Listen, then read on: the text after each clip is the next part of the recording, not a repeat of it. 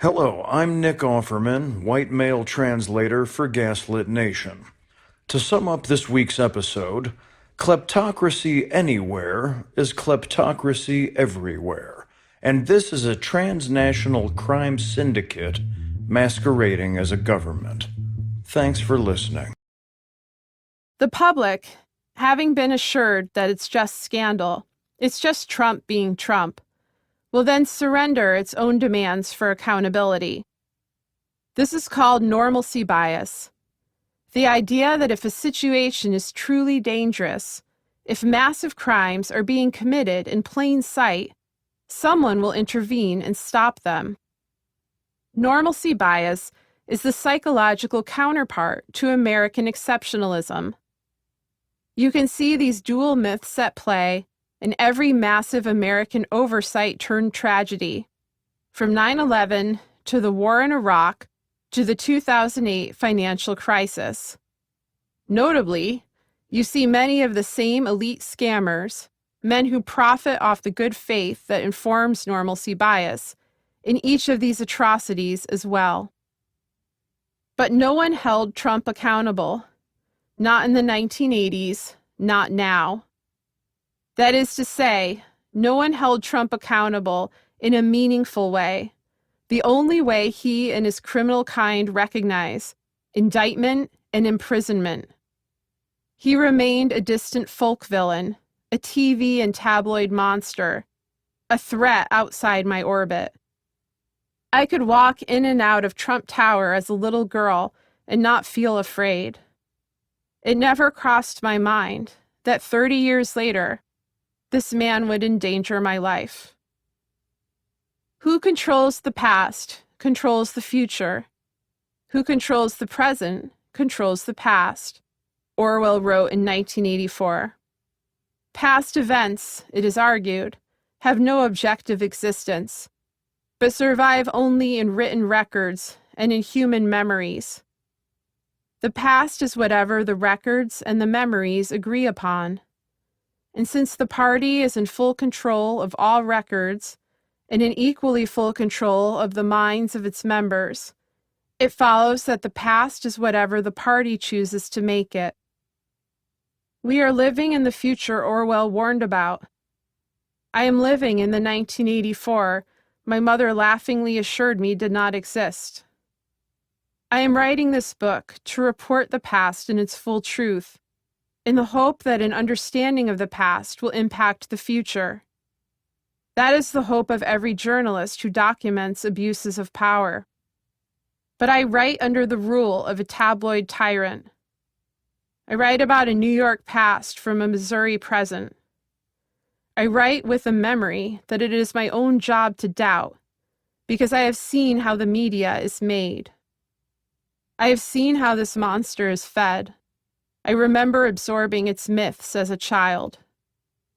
I have found the crimes under the scandal and struggled to bring them to public light, to make them part of whatever the records and the memories agree upon, so that we at least know what we are fighting. I wrote in the beginning of this chapter, when you are a young child, you have no sense of anything that happened before you existed unless it is explicitly spelled out. The horror of the present is realizing that many adults had no sense of what was really going on during my 1980s childhood either, and that those who did know and lived to tell the tale are the ones who stole the future. Thank you for listening to this clip provided to you by Macmillan Audio. To hear more, look for this title wherever audiobooks are sold.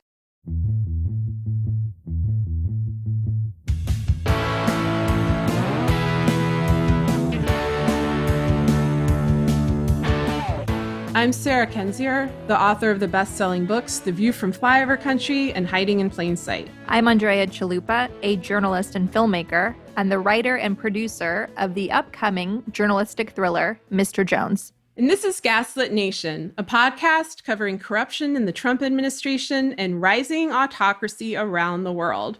So for the last 2 months, we've basically been covering the coronavirus crisis. And now we're going to leap back into our regular Gaslit Nation fare, which is the decimation of democracy by the Trump crime cult. And we're going to start with Michael Flynn. So last week, Bill Barr directed federal prosecutors to abandon their prosecution of Flynn. Flynn, as you know, briefly served as Trump's national security advisor before resigning a few weeks into his tenure. Flynn later admitted that he had lied to the FBI during the presidential transition about his conversations with former Russian ambassador Sergei Kislyak. Barr's dirty DOJ deciding to override a guilty plea is an unprecedented move in our country's history, a move that shows what we've told you all along. This is a transnational crime syndicate masquerading as a government. They will rewrite the law so that they are no longer breaking it. They are attempting to create a one-party state, and law, facts, truth, or precedent are no obstacles to their goal. We warned you a year ago that Barr does not care about the view of history in a traditional sense, both because of his generally apocalyptic view of the future, but also because he shares Karl Rove's view that reality is something that the Republican Party creates. And therefore, that invented reality will become the history that future generations study. Barr confirmed that himself in an interview this week. People are blowing off that interview as bravado, but you should take it seriously. The weakness of authoritarians is that they cannot resist flaunting their power, and in doing so, they reveal their agenda and allow you to more effectively combat it if you are willing to actually take it seriously. But the problems with Flynn do not begin with Bill Barr. They begin with Mueller's failed probe. It was easier for Barr to pseudo-clear Flynn because Mueller did not even charge Flynn for his many other crimes, only charging him for lying to the FBI. And Mueller made a plea deal with Flynn that led absolutely nowhere. And so I'm going to read you a few paragraphs about Michael Flynn from my new book, Hiding in Plain Sight, because it sums up the problems a little more briefly than were I to try to lay them all out, although I'm sure Andrea will weigh in on that. And so here we go. The Mueller is playing 3D chess analogies began to take off at this point, among those desperate for a rationale as for why Mueller's team were making rookie errors.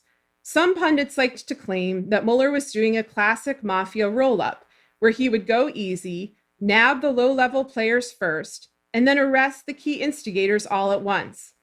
That illusion was shattered when Mueller ensured that Michael Flynn walked free in fall 2018, at least so far. Flynn was a central figure in the Mueller probe, a foreign agent for both Russia and Turkey who aspired to illicitly deal nuclear material and kidnap a Turkish cleric living in the United States. Flynn was the first national security advisor for Trump before resigning less than a month into his term after his Russian campaign ties were revealed. In December 2017, he struck his own deal with Mueller and pled guilty to lying to the FBI. In December 2018, Flynn was supposed to be sentenced, and it was expected he would get the maximum penalty. In an unusual rebuke, the judge, Emmett Sullivan, said to Flynn, "Arguably, you sold your country out," adding, "I'm not hiding my disgust, my disdain for this criminal offense." Sullivan was the rare official ready to make a Trump associate pay for his crimes until Mueller stepped in and recommended that Flynn serve no time at all. There remains no logical explanation for this move. Mueller chose to coddle a plausible traitor. Flynn remains a national security threat who roams the country, meeting with right-wing extremists. There are many questions here. Why did Mueller give cushy plea deals to Flynn and Gates when the information from those deals did not lead to indictments of the most dangerous perpetrators? Why were other key players like Roger Stone allowed to threaten people, including a judge, without consequence after their own indictments? Why was there no mention of Semyon Mogilevich and his crime syndicate in the Mueller report, especially when they had been a key target during Mueller's tenure in the FBI? Why was the broader context of the case, the mafia, omitted by the Mueller team? Why did the probe abruptly end on March 5th? One day after the House Judiciary Committee sent out a list of 81 people they sought to interview about Trump administration corruption, the first sign that the House would flex its prosecutorial muscle. Did Mueller end the probe voluntarily, or did Barr shut it down? We do not know the answers to these questions because Mueller refuses to answer them. I wrote that in 2019, and we're basically still left with those questions unanswered. But what we do know is the willingness that the DOJ will go to cover for this criminal syndicate, to enable its actions. And even, their ultimate ambition is to put Michael Flynn back in the Trump administration. So, Andrea, do you have thoughts on Michael Flynn? I have thoughts on all of this. Obviously, if the Trump crime family steals another presidential election, as they desperately need to in order to avoid accountability, Michael Flynn, of course, will be back in the Oval Office. And he is somebody who is incredibly dangerous because, like Donald Trump himself, like Putin as well, and Flynn, of course, as we know, is friends with both. He lives in his own reality. In the Obama administration, which he, of course, was fired from, they called it Flynn facts. So basically, Michael Flynn's mind is like the comment section on a Breitbart article. It is a Breitbart article. He goes hand in hand with America's racist uncle, Rudy Giuliani, who is that iconic demographic Fox News viewer stuck in his lazy boy chair screaming at the television, which isn't even plugged in. Like that's, so Rudy Giuliani and Michael Flynn are going to be running amok, stealing from our country hand over fist, doing all types of dirty deals with dirty oligarchs abroad, should the Trump crime family get away with stealing another election. Flynn was helpful in their first theft of the White House in 2016. He looked respectable. He looked like he was cast to play the role of a respectable general, like Trump being the reality show producer, the reality show of terror president, was grateful to have somebody in a uniform, somebody that looked the part, like Michael Flynn. They became very close together during campaigning together, flying across the country. And they were just two Fox News viewers sharing the same mind. And we saw that play out when Flynn, up on that stage, led a lock her up chant in Cleveland, Ohio at the Republican National Convention. Lock her up, lock her up. And that, of course, is a major civil rights crisis to lock up someone like Hillary Clinton, who, despite decades of investigations against her, including by Republicans in Congress, hasn't committed any crimes.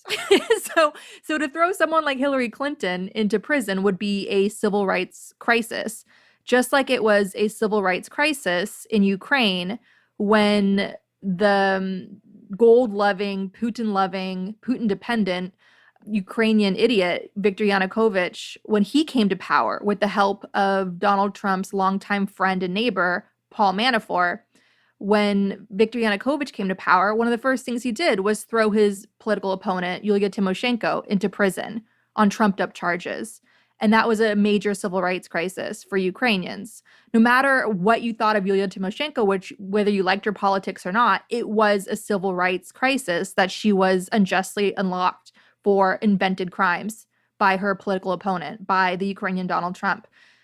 And of course, we know now, thanks in part to the Mueller investigation, as Mueller himself told us in his famous Iron Triangle speech, there are all these fancy accounting firms and law firms that tried to whitewash that civil rights crisis of Yulia Tymoshenko being in prison.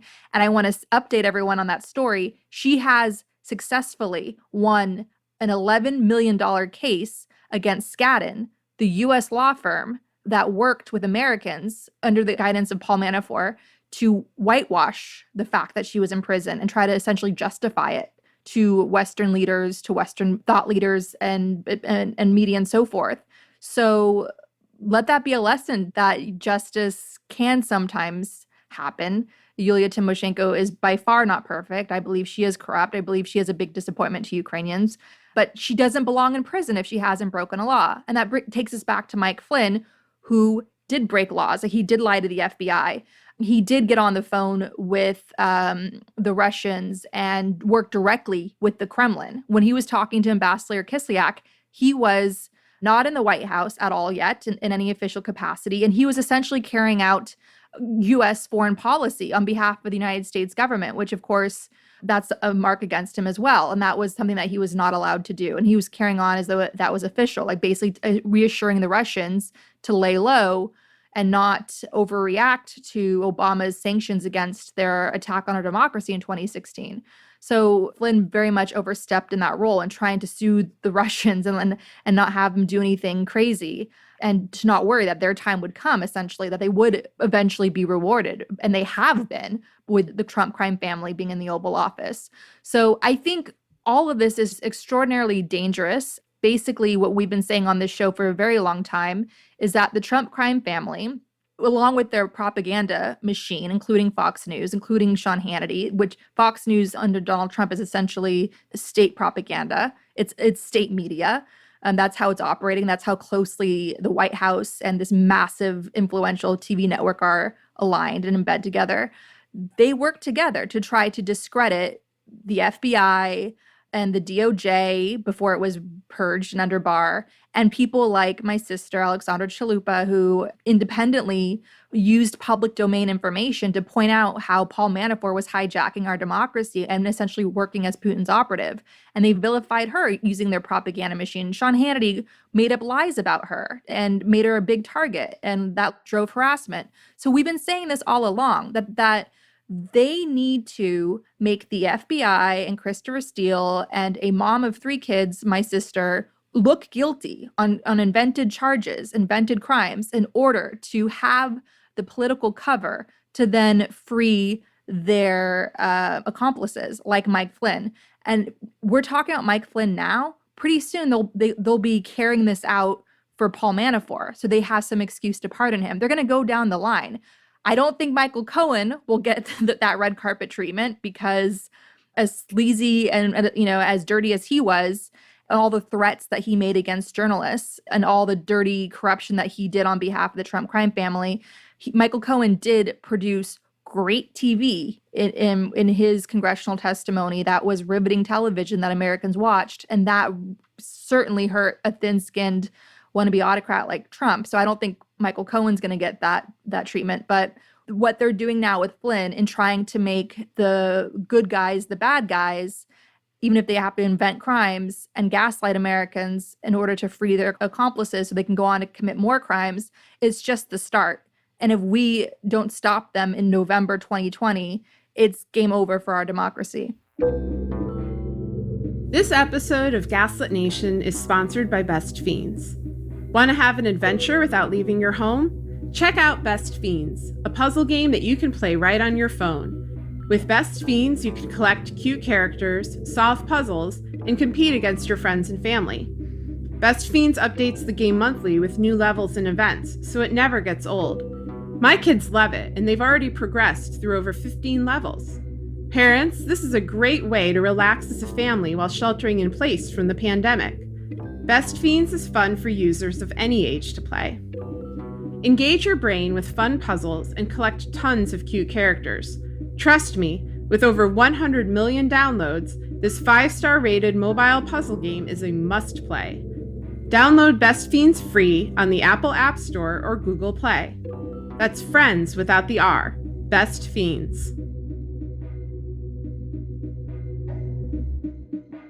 And I want to get into the potential for show trials, whether of Clinton or of Obama. They're hinting at that. But first, I want to remind folks a bit about some of the allegations with Flynn, because they implicate people who are very key members in the Trump administration. We have mentioned many times that the inner core has been whittled down to basically a dozen individuals. We've had this revolving door autocracy where many people left. The innermost part of that core is Ivanka and Kushner. And what Flynn did reflects a broader agenda that Kushner appears to have involving relationships with Russia, with Israel, with Saudi Arabia. I'm going to read a little bit from a Jerusalem Post article from 2017, where it says Flynn is accused of making false statements about his conversations with Russian ambassador to the U.S., Sergei Kislyak.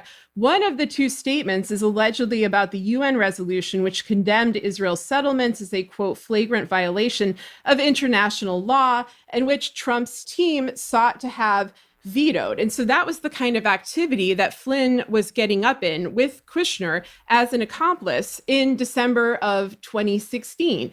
And one of the witnesses or people that they engaged with on that action in the UN was Vitaly Churkin, the Russian ambassador to the UN, who died very mysteriously a few days after Flynn left the White House. He had what is believed to be a heart attack, but because they never released a toxology report and the Trump State Department banned any examination of the cause of death, he's not there to clarify what exactly these arrangements or proposed agreements consisted of.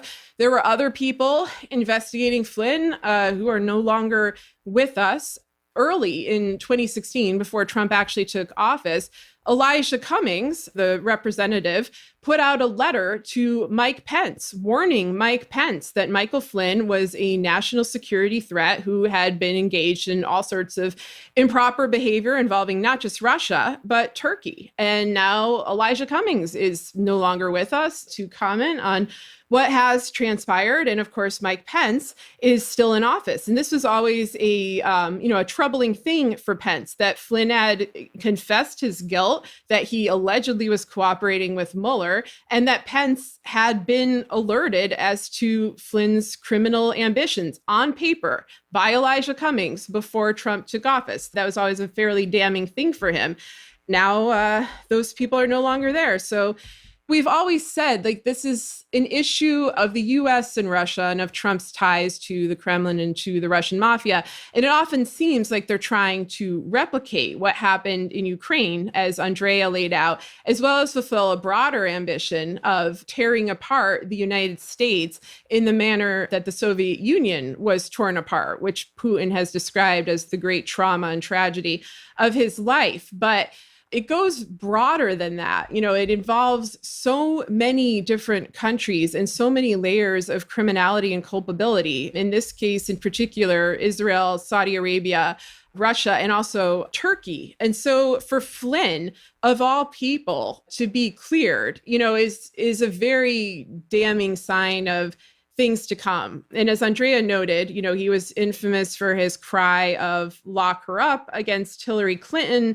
I have been worried that their goal for the election, especially as the country is, you know, in this state of fear and panic, and most people, I think, realize he's not a legitimate president. He's not a president who's there to serve the public good. But I think even those who are more hesitant to recognize that are certainly recognizing it as he reacts to coronavirus with apathy and malice, or a mixture of the two. They're going to want to create a narrative of persecution. They're going to want scapegoats, and they're going to want distractions. We're already seeing this language weaponized towards Clinton, and we're also seeing it weaponized towards Obama with this Obamagate narrative, whereas we had predicted long ago, they're seeking to flip the script, to investigate the investigators, and to basically redo the 2016 election and all the mechanisms of propaganda that had proven effective for them before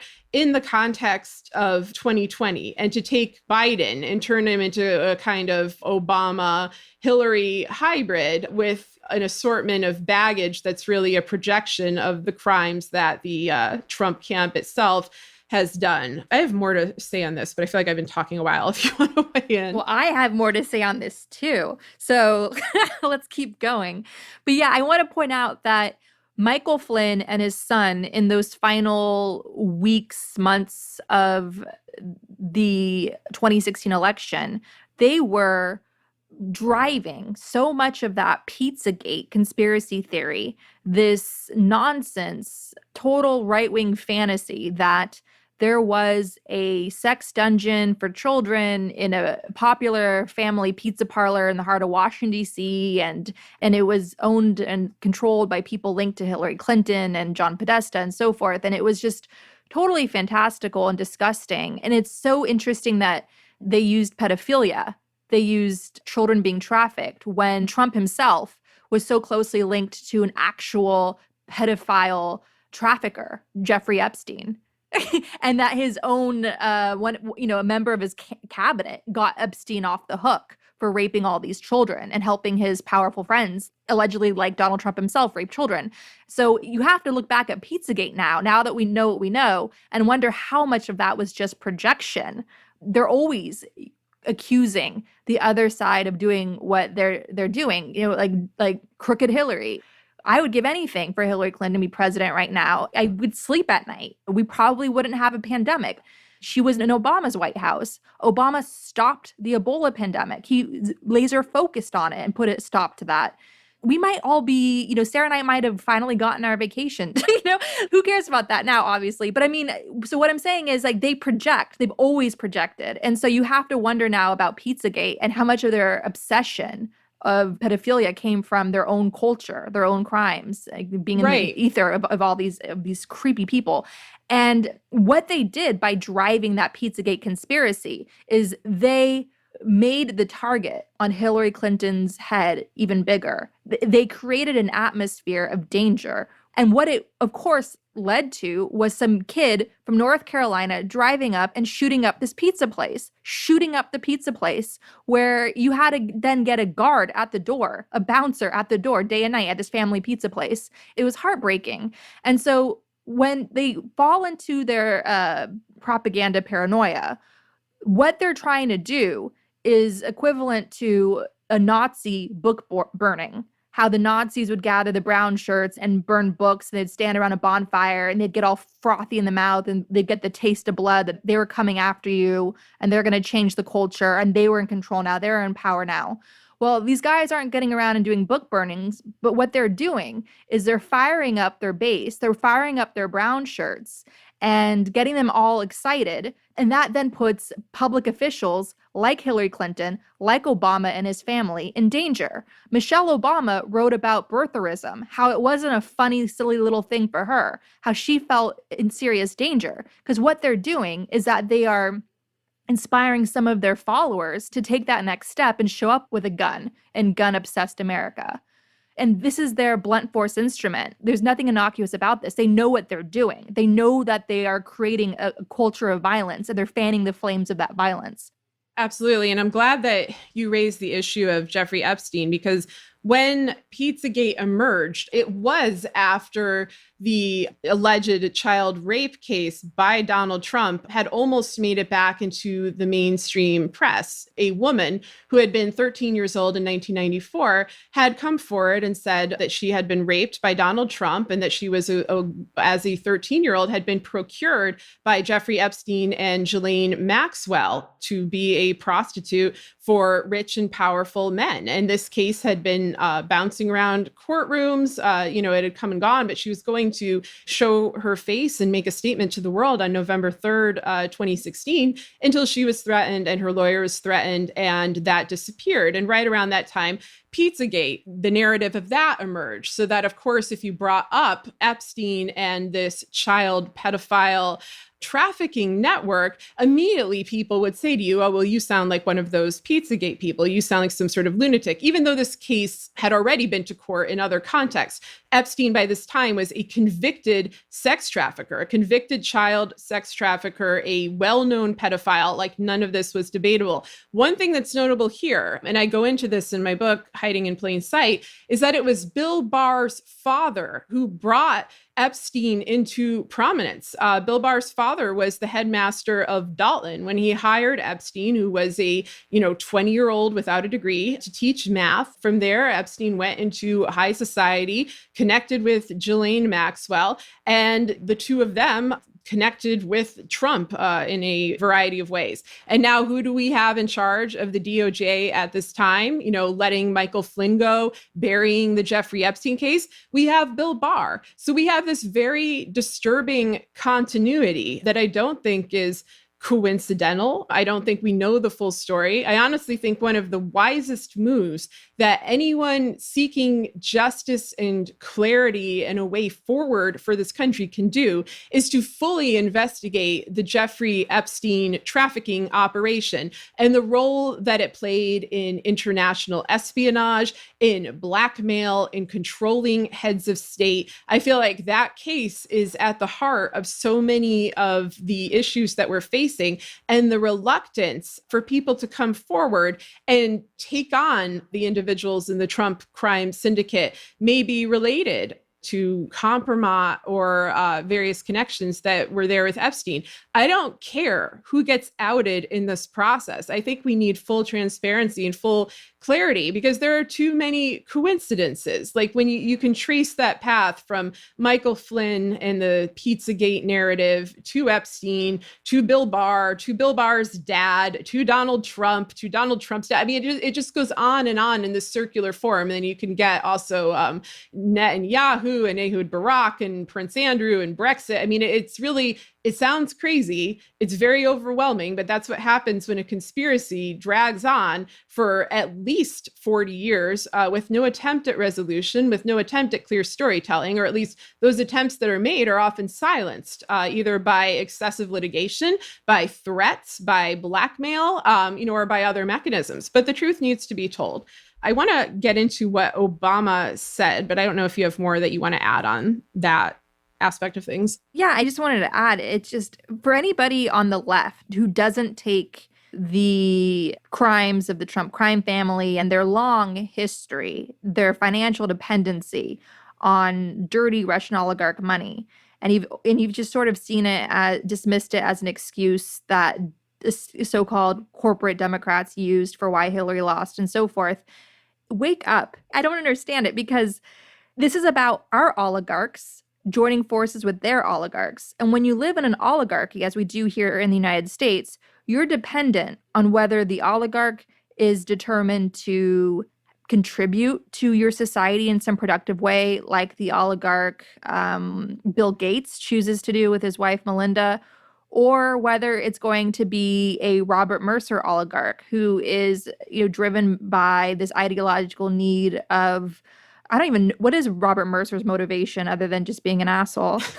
I'm not completely sure, but what freaks me out about Robert Mercer is that we've had all this talk from Trump about the way to cure coronavirus, besides drinking bleach, is through ultraviolet rays or, intense rays of light. And we know Robert Mercer believes that nuclear weapons are good for your health. Like after the bombings of Japan, he said, no, that was actually good for them. They were physically healthier after that happened. And the kind of combination of those two things, the fact that no one knew exactly what Trump was getting at, but that one of his benefactors believes that, nuclear bombs are a way to improve health, makes me worried that Trump, himself a fetishist of nuclear weapons, who has talked frequently about his desire to use them, may want to not just nuke hurricanes, but nuke the coronavirus. So that's been going on through my mind. But yeah, I mean, philosophically, Mercer is a hard right, anti-government, almost makes the Koch brothers seem mild in his desire to dismantle the, quote, administrative state, as Steve Bannon would said. I don't think that there's a philosophy behind it beyond the raw grab of power, for this insular elite. Yeah, and he founded Cambridge Analytica, the militarized propaganda firm, with Steve Bannon, the white supremacist. So my point is that when you have historic levels of income inequality, as we do now, thanks to decades of Republican corruption and steamrolling over all types of rules and complicit Democrats who did their part, when you get to this level of income inequality, this new Gilded Age of America being ruled by oligarchs, essentially, they buy up the newspapers and then their newspapers and TV networks fight each other and so forth. That's what's happening in Ukraine. Like, that's what Ukraine looks like, the atmosphere there. You're at the mercy of the oligarchs and their turf wars with each other.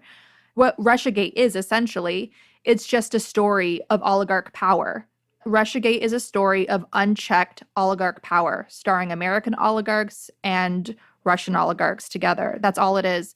And so the whole call to action with Russiagate is confronting all of the vulnerabilities in our society, all of the corruption in our society that the Trump crime family and the Kremlin and their oligarchs and our oligarchs were able to take advantage of to help install Trump in the White House.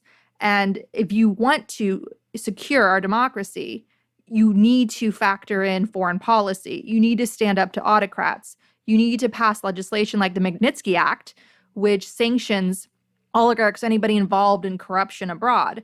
You need to stand firm on that. So in the 21st century, foreign policy is domestic policy is foreign policy. And one mistake that Obama's White House made was they focused solely on their domestic policy and trying to make a freer, fairer world for all. That was their North Star, they said. They were focusing on making college more affordable, like investing in community college and so forth. And of course, you have Obamacare and trying to, expand coverage. But they didn't factor in how their foreign policy would eventually infiltrate their domestic policy when Putin came a knockin'. I talked to one Russian opposition leader who said that he was banging his head against the wall trying to get through to the Obama White House and just saying, like, do not sleep on Putin. Do not underestimate Putin. And lo and behold, Putin just swept in and used our own weaknesses against us.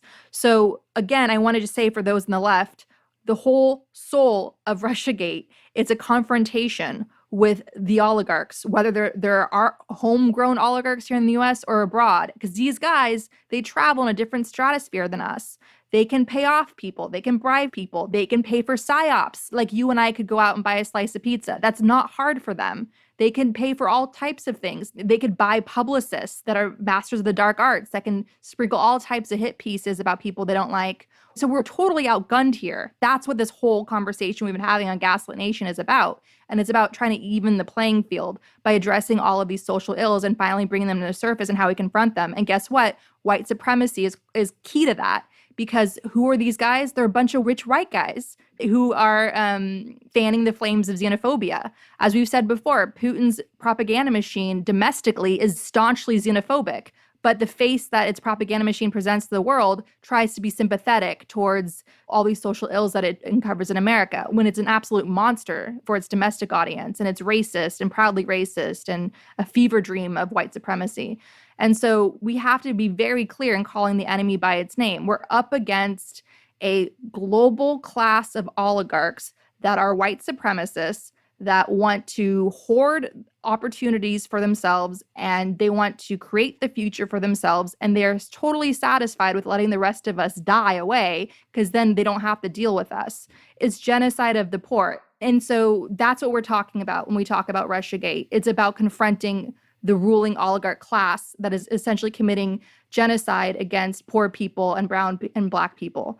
Absolutely. And that's only been accelerated and exacerbated by the coronavirus crisis, which they see, as a mechanism to disproportionately hurt those communities, deny them medical treatment, knowing full well that, these are either communities that are already on the front lines, having to work in the service industry and, in the medical industry, or in cases like with Native American communities, they lack access to clean water, making it harder to do the kind of hygienic things like frequent hand washing and so forth that protect you from it. And so, that was always the goal, was this accelerationist mindset, this incredible sadism that is rooted in white supremacy. They were not shy about it. It wasn't hard to detect back in 2015, 2016, and even before. There was just a reluctance to admit it. And there's a similar reluctance to admit the obvious threat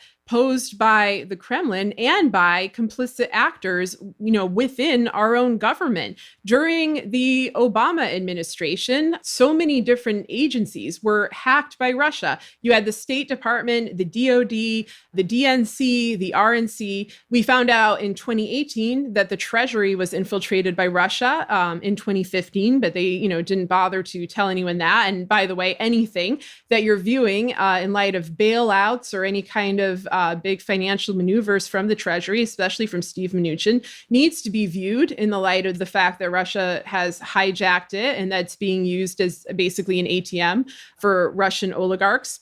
And one of the people who was most reluctant to bring this information to the fore was Obama. And I'm not saying here that he was complicit or that he participated or that he encouraged it or liked it, but there is, a incredible downplaying of the severity of this threat during his administration, but especially during the Trump campaign, even though there were many openings for him to talk about this. Like, for example, when Trump asked for Hillary's emails at a press conference, or when Harry Reid sent out his multiple letters to James Comey saying, hey, everybody, Russia is going to falsify the official election results. That's the terminology that he was using, by the way. And, the old line is that, Obama was afraid to speak out because it would be viewed as partisan and he'd be attacked by Mitch McConnell. And it's like, well, that's going to happen no matter what he says. Like, that happens because he exists. That happens because he's living and breathing and Black. And that is how the Republicans operated the entire time that he was in office. So he was never going to get treated fairly by them. He was never going to be treated fairly by the media. But what he needed to do was honor his obligation to the public. And so for the first time, really, this week, I've heard Obama talk frankly about the nature of this threat, where he said during a web talk with members of the Obama Alumni Association, and here's the quote, "The news over the last 24 hours, I think, has been somewhat downplayed about the Justice Department dropping charges against Michael Flynn and the fact that there is no precedent that anyone can find for someone who has been charged with perjury just getting off scot-free." It's not quite perjury, but nonetheless, that's the kind of stuff where you begin to get worried that basic, not just institutional norms, but our basic understanding of rule of law is at risk. And when you start moving in those directions, it can accelerate pretty quickly, as we've seen in other places. Now, this is the kind of statement that, should have been said in 2016, and in fact was said, by some of his contemporaries, by people like Harry Reid or people like Elijah Cummings. But, with Obama, it's not that our basic understanding of the rule of law is at risk. It's that a crime syndicate inhabits the White House. That is what is putting the, quote, rule of law at risk. It's the hollowing out of our agencies. It's the packing of our courts. Like, I feel like Obama is like Rip Van Winkle or something, like waking up 4 years later and just sort of starting to reflect on this. And I know that he pays a lot of attention to protocol and to tradition, and that traditionally a president doesn't speak out, a former president doesn't speak out against the current president, but usually the current president is not a Kremlin asset affiliated with the Russian mafia who wants to destroy America from the inside. So I think it's completely appropriate for Obama to speak out. I think it's appropriate for George W. Bush, another person who has not really been saying anything. It's appropriate for him to speak out, or for Bill Clinton, or Jimmy Carter actually has spoken out. But it's been one of these frustrating things. We talked a lot on this show about normalcy bias, about how so many people were convinced that the crisis could not possibly be as severe as what we were saying, because if it were, people would behave differently. They would react with urgency. They would be making bigger demands. They would be using more blunt language to describe the assault on our democracy, and that they expected to be hearing from former presidents. Like, if our country is about to die, if it's about to fully turn into consolidated autocracy, if we're going to have full fascism under Bill Barr, which may well happen, you would expect former presidents to say something about that. They were the president of this country. They certainly would have thoughts and feelings. We're only getting that now. I worry that it's too late, and I worry that it is prompted by the baseless persecution of Obama and of the Obama family, which, as we've said, is just fodder for Trump's white supremacist base. I'm worried that's what's maybe bringing him out to the point that he feels he needs to say something. It's a frustrating and sad situation in a number of ways.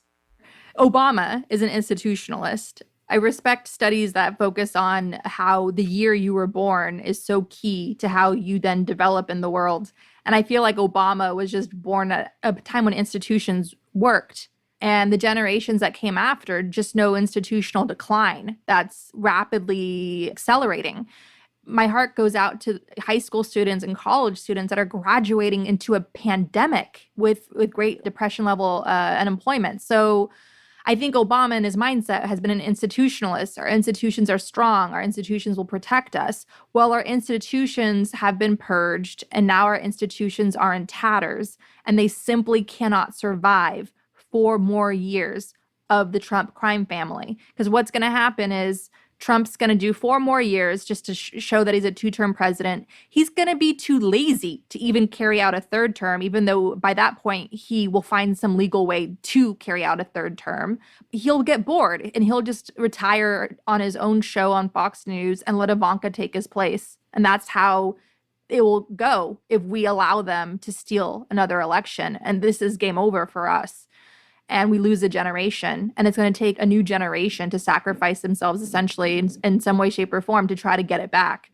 So it's very dangerous times. But I do want to say to anybody listening, feeling demoralized, and not just by the facts of the situation and the dangers ahead, but demoralized by the gaslighting coming out of this White House, demoralized by the idiots, the useful idiots, I should say, in the media.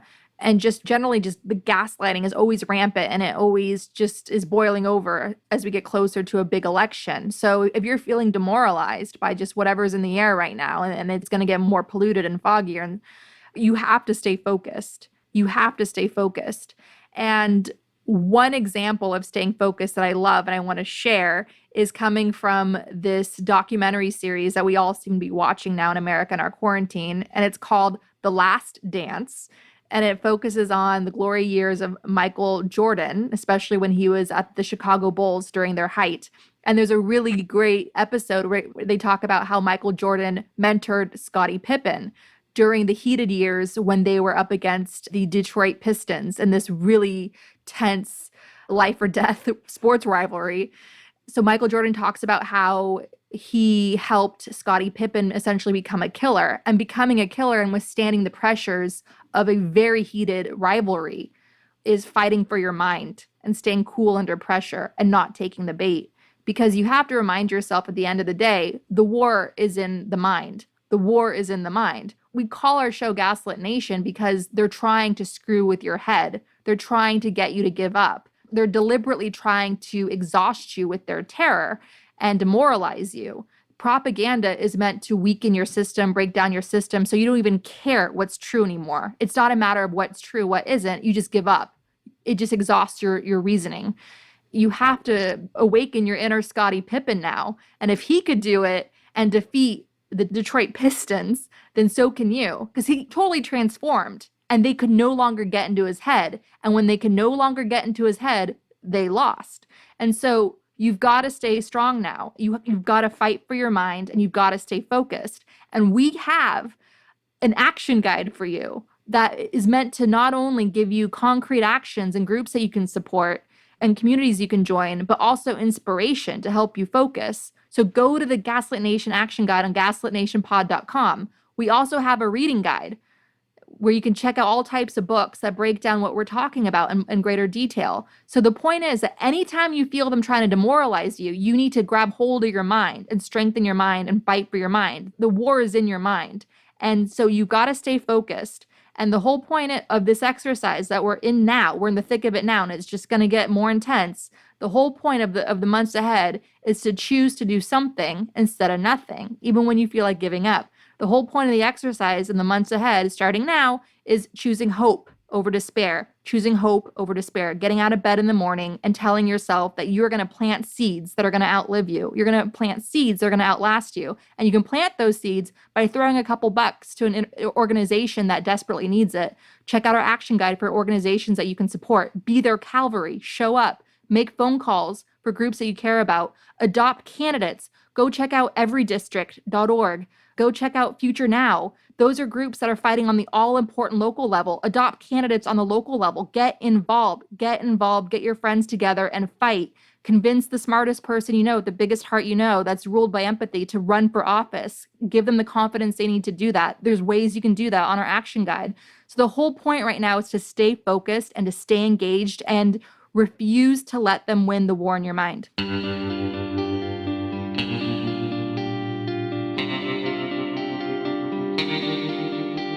Our discussion continues, and you can get access to that by signing up on our Patreon at the Truth Teller level or higher. We want to encourage you to donate to your local food bank, which is experiencing a spike in demand.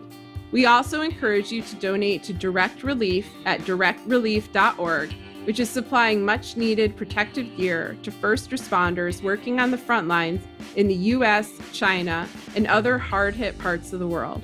We encourage you to donate to the International Rescue Committee, a humanitarian relief organization helping refugees from Syria. Donate at rescue.org.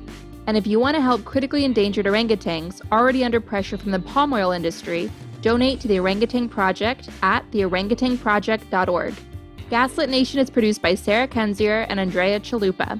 If you like what we do, leave us a review on iTunes. It helps us reach more listeners. And check out our Patreon, it keeps us going.